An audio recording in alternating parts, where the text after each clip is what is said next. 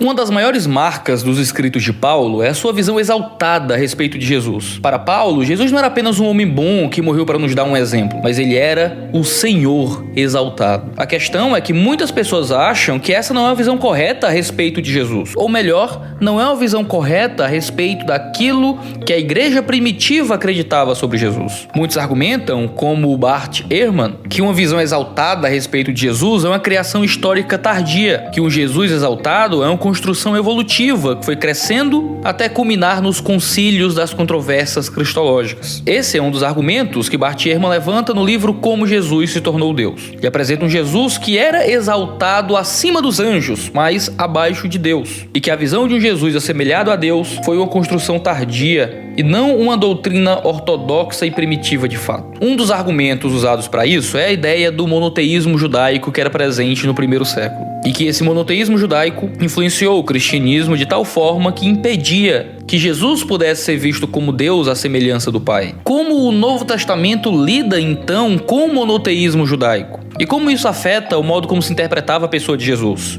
É isso que nós vamos ver agora, de olho no texto. A primeira expressão da identidade do Deus de Israel foi anunciado no Shema, em Deuteronômio 6:4. Ouve Israel, o Senhor nosso Deus é o único Senhor. Amarás, pois, o Senhor teu Deus de todo o teu coração, e de toda a tua alma, e de todas as tuas forças. A expressão presente nesse versículo fala de único, no contexto de exclusividade, ou seja, a adoração e o serviço deveriam ser prestados apenas a Deus, em uma espécie de monolatria, adoração a um único Deus. Segundo Richard Balkan, duas coisas caracterizavam a identidade do Deus de Israel como exclusivo, e portanto, como o único que se deveria adorar. Primeiro, ele é o único criador de todas as coisas e, em segundo lugar, ele é o único governante soberano sobre tudo. A gente vê isso, por exemplo, em Neemias 9, onde diz: só tu és Senhor, tu fizeste o céu dos céus, e todo o seu exército, a terra e tudo que nela há, os mares e tudo quanto neles há, e tu os guardas com vida a todos. E o exército do céu te adora. Tu és o Senhor, o Deus que elegeste a Abrão, e o tiraste de Ur dos Caldeus, e lhe puseste por nome Abraão. Quando analisamos textos do Novo Testamento, uma incrível coisa acontece.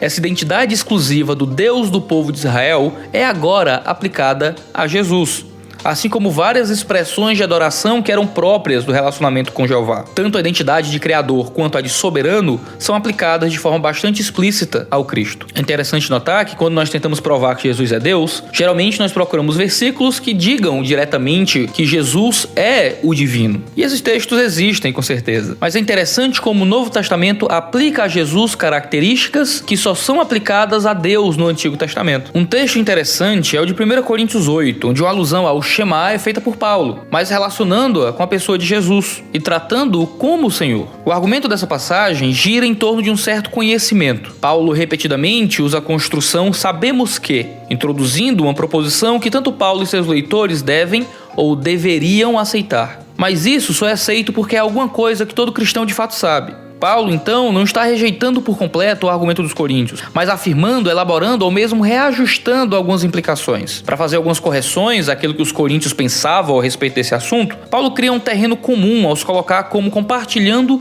do mesmo conhecimento deles. O teólogo chinês K.K. Yell diz que o nós que Paulo usa está o incluindo no discurso. Através de parcialmente citar o slogan dos coríntios nos primeiros 5 versículos, Paulo está garantindo um forte apoio para o seu trabalho persuasivo. É uma maneira de ganhar a atenção do público também, deixando-o saber que seu argumento tem alguma validade. Esse conhecimento envolve o fato de que só existe um único Deus. Entretanto, alguns têm concluído que os chamados deuses e senhores do mundo pagão não são nada e, portanto, as festas e comidas nos templos pagãos são um assunto indiferente, já que esses deuses não existem. Lembre que todo o argumento de 1 Coríntios 8 até a 11 é um debate a respeito de comer comidas sacrificadas a falsos deuses e participar da adoração em templos pagãos. Paulo reafirma essa pressuposição dos coríntios que existe um único Deus, mas rejeita a conclusão deles por 2 razões. Primeiro, pela questão da consciência do irmão fraco. Segundo, por causa da natureza da idolatria. E talvez este era o principal ponto que os coríntios estavam perdendo. Que era verdade a questão da não existência de outros deuses, mas que isso não anulava o fato de que no centro da idolatria dos templos pagãos estava a habitação de demônios. O que é interessante no argumento de Paulo é o modo como ele afirma a inexistência de outras divindades. Ele descreve essa verdade usando a principal confissão monoteísta judaica, o Shema. Paulo cita provavelmente a versão da Septuaginta que ele estava disponível no grego, onde se lê: o Senhor, Yahvé, nosso Deus, o Senhor é um. O interessante é que em Deuteronômio 6,4, o Senhor e Deus são referências a Yahvé. Mas na aplicação de Paulo, Deus é aplicado ao Pai e o Senhor a Jesus. Logo, como afirma Gordon Fee, o que Paulo fez parece bastante claro. Ele manteve o um intacto, um Senhor, mas ele dividiu o Shema em duas partes, com Theos, Deus, agora se referindo ao Pai, e Kurios, Senhor, referindo-se a Jesus Cristo, o Filho.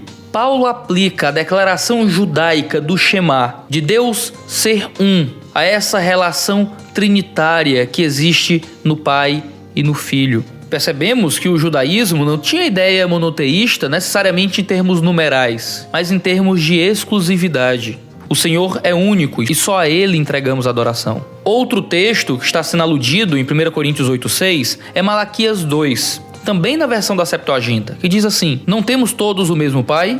Não fomos todos criados pelo mesmo Deus? Por que será então que quebramos a aliança dos nossos antepassados, sendo infiéis uns com os outros? Judá tem sido infiel. Uma coisa repugnante foi cometida em Israel e em Jerusalém. Judá desonrou o santuário que o Senhor ama. Homens casaram-se com mulheres que adoram deuses estrangeiros. O argumento a que Paulo pode estar aludindo refere-se ao fato de que o mesmo Pai é o mesmo Deus e que é o mesmo Senhor. Nesse contexto, Senhor é colocado como o juiz escatológico, uma imagem profundamente enraizada na identidade de Jesus no Novo Testamento. Paulo relaciona o Senhor do Shema com Jesus e conceitualmente refere-se ao Senhor escatológico de Malaquias também. Somado a essa verdade, Paulo não somente identifica Jesus com o Deus Yahvé, mas caracteriza Jesus com os mesmos distintivos que eram aplicados ao monoteísmo judaico, ou seja, Cristo é o Criador e o Soberano. Essa relação de identidade é tão forte para Paulo que em seu argumento a seguir, no capítulo 10, ele aplica o fato de que o Senhor é Criador, agora no contexto do mercado e não mais no templo, a ideia de que o crente pode comer de tudo, uma vez que é a Jesus, o Senhor, que pertence à terra e à sua plenitude, o mundo e aqueles que nele habitam. Citando o Salmo 24, que é um texto que fala sobre Deus. Ele é o Senhor, dono de tudo e criador de todas as coisas. Portanto,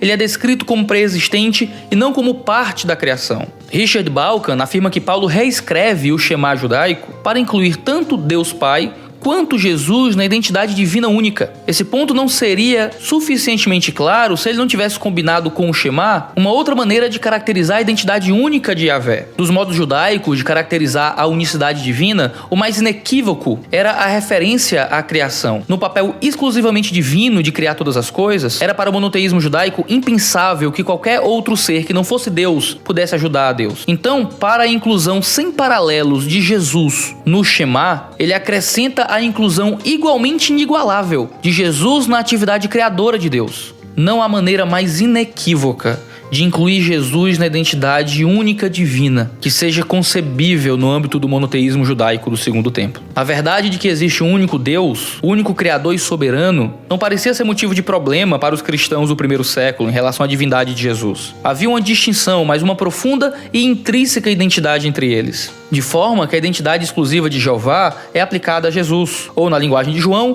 o verbo estava com Deus e o verbo era Deus, e assim digno de adoração, como é descrito em muitas passagens do Novo Testamento. Richard Balkan conclui dizendo que Paulo reproduziu todas as palavras da declaração sobre Jeová no Shema, mas reordenou as palavras de modo a produzir uma afirmação de um só Deus, o Pai, e de um só Senhor, Jesus Cristo. Deve ficar bem claro que Paulo está incluindo o Senhor Jesus Cristo na identidade divina única. Ele está redefinindo o monoteísmo como um monoteísmo cristológico. Esse texto deixa claro uma alta visão a respeito de Jesus já presente na igreja primitiva. De forma que isso não somente fazia parte do ensino de Paulo, mas que era parte da confissão da igreja como um todo. Se nós levarmos em conta os elementos de confissão comunitária de 1 Coríntios 8:6 e Filipenses 2, como, por exemplo, a presença de pronomes na primeira pessoa do plural, e os próprios hábitos dos escribas em relação à nomina sacra ao nome de Jesus, fica evidente, então, a alta devoção a Jesus que existia na igreja primitiva, ao ele ser identificado com a identidade de Jeová. O argumento de Bart Ehrman não subsiste a um olhar simples para 1 Coríntios. É triste,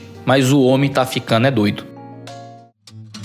O que é que você acha de tudo isso? Deixe seu comentário aqui embaixo, se inscreve no 2 Dedos de Teologia, porque toda sexta-feira, 10 horas da manhã, temos De Olho no Texto aqui no canal. Assine as notificações para não perder nenhum dos nossos vídeos, deixa dica de temas pra gente tratar no De Olho no Texto e não deixe de entrar no nosso site para você se inscrever para ser nosso patrão e nos ajudar a financiar a boa teologia aqui no YouTube. Muito obrigado por nos acompanhar até aqui, valeu negada e tchau, tchau.